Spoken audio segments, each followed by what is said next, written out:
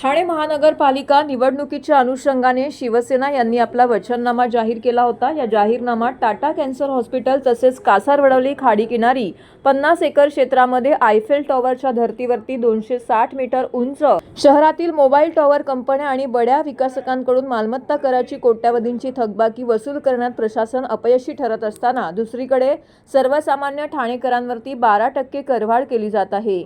त्यामुळे आधी थकबाकी वसूल करा आणि अकार्यक्षम अधिकारी कर्मचाऱ्यांवरती कारवाई करा अशी मागणी आमदार संजय केळकर यांनी केली आहे। जनसेवकाचा जनसंवाद या कार्यक्रमात माध्यमांशी बोलताना आमदार संजय केळकर यांनी मालमत्ता कर वाढवण्याच्या भूमिकेला विरोध केला। महापालिका प्रशासन 10 वर्षांनी करवाढ करत असल्याचं म्हणत असले तरी यंदा होणारी करवाढ ही तिसऱ्यांदा होत आहे। मिळालेल्या माहितीनुसार महापालिकेच्या वैधानिक लेख परीक्षणामध्ये 2018 मध्ये 176 कोटी रुपयांची थकबाकी असून आतापर्यंत 600 कोटीहून जास्त थकबाकी असल्याचा अंदाज आहे। विशेष म्हणजे शहरातील मोबाईल टॉवर कंपन्या आणि बड्या विकासकांकडे कोट्यावधींची मालमत्ता कर थकबाकी असून ती वसूल करण्यात अधिकारी सपशेल अपयशी ठरले असताना सर्वसामान्यांवरती मात्र 12% मालमत्ता करवाढ करण्यात येत आहे। हा सर्वसामान्य करदात्यांवरती अन्याय असून आधी थकबाकी वसूल करा आणि अकार्यक्षम अधिकाऱ्यांवरती कारवाई करा अशी मागणी आयुक्तांकडे केल्याची माहिती केळकर यांनी माध्यमांशी बोलताना दिली आहे। खोपाट येथे भाजप कार्यालयात झालेल्या जनसेवकाचा जनसंवाद या कार्यक्रमामध्ये हाजुरी येथील SRA प्रकल्पाचे विकासक उपस्थित होते। रहिवाशांची भाडी थकवण्यात येऊन त्यांना घरे मिळत नसल्याच्या तक्रारी रहिवाशांनी केल्यात। याबाबत केळकर यांनी पाठपुरावा केल्यानंतर विकासकांनी रहिवाशांच्या इमारतींचे बांधकाम चालू असून लवकर घरे देण्यात येतील असं कबूल केलंय। तसेच रहिवाशांना भाडी देण्यास सुरुवात केल्याचंही विकासकाने स्पष्ट केलंय। त्यामुळे हा प्रकल्प मार्गी लागल्याचे चित्र दिसत आहे। आज 121वा जनसेवकाचा जनसंवाद या उपक्रमासाठी निरनिराळे विषय घेऊन ठाण्यातील आणि ठाण्याबाहेरचे नागरिक या ठिकाणी आले होते।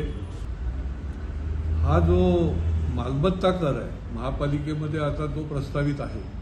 मालमत्ता करच्या बाबतीमध्ये त्यांनी 12% वाढ सुचवलेली आहे आणि असं दाखवत आहेत की 11 वर्षानंतर वाढ करणार आहोत, परंतु ही वाढ जी आहे ती तिसऱ्यांदा केली जाते। माझा बेसिक प्रश्न आहे महापालिकेला, आता तुम्ही वाढ करायला निघालेत परंतु ते अयोग्यच आहे। परंतु तुम्ही जी मालमत्ता कराची रिकव्हरी करायला पाहिजे ती कुठे केलेली आहे? म्हणजे वाढ करायची रिकव्हरी करायची नाही। 2015-16 पासून आमच्याकडे चार्ट आहे। 2000 आता 17-18ला 176 कोटी तर तुमची थकबाकीच आहे की जी तुम्ही रिकव्हर केलेली नाही। एकीकडे तुम्ही मालमत्ता कर लावणार आणि दुसरीकडे तुम्ही त्याची वसुली पण करणार नाही। अशी एकूण निरनिराळ्या माध्यमातून 610 कोटीची वसुली आहे आणि दात करून पैसे काढण्याचे धंदे आहेत। 114 कोटी याच्यातून मिळणार आहे वाढीतून, जिथून अजून निरनिराळ्या ठिकाणी जी काही वाढ केली जाते।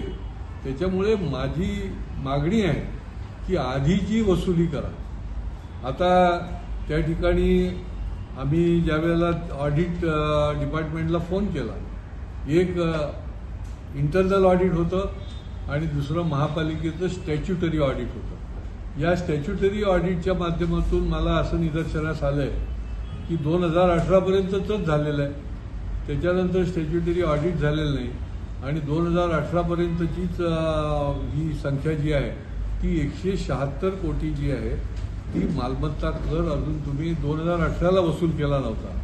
19, 20, 25 पर्यंत जर काढायला गेलं तर ही रक्कम निश्चितपणे वाढलेली राहील आणि अन्य देखील बिल्डरांकडनं देखील वसुली केली गेलेली नाही।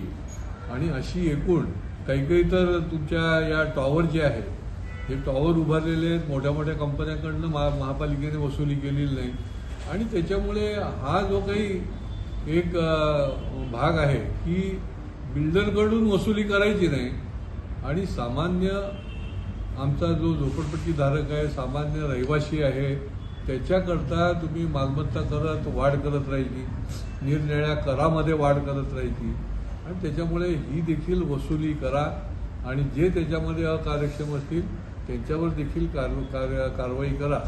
अशा प्रकारची भूमिका देखील या ठिकाणी मी प्रत्यक्ष त्यांच्याशी संपर्क करून महापालिकेच्या अधिकाऱ्यांशी सांगितलं आहे। अतिक्रमणच्या बाबतीमध्ये हे नवीन नाही।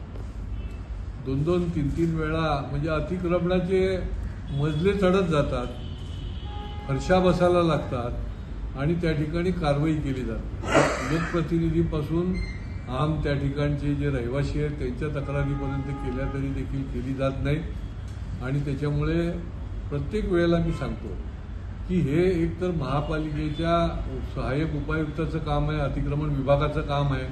वेळोवेळी कागदपत्र देऊन सुद्धा त्यांना केली जात नाही आणि त्याच्यामुळे त्यांना महापालिकेने कारवाई आयुक्तांवर करायला पाहिजे. सहाय्यक आयुक्त त्या ठिकाणचे जे आहेत आता या पुढच्या 4 दिवसामध्येच मी समोर आणणार आहे की कोणी सहाय्यक आयुक्तांनी काय काय प्रकारचे पराक्रम केलेले आहेत. कागदोपत्री आम्ही समोर आणणार आहोत आणि त्यांच्यावर ही कारवाई झालीच पाहिजे अशा प्रकारचा देखील आग्रह करणार आहोत. असं निरनिराळे प्रतिनिधी या ठिकाणी आले, रहिवासी आले. पुढच्या काळामध्ये देखील जे न्याय्य आणि त्यांचं हक्काचं जे आहे, त्यांच्यावर अन्याय झालेला आहे त्याचं निवारण करण्याचं काम जे आहे ते आम्ही पुढच्या काळामध्ये पाठपुरावा करून करत राहणार.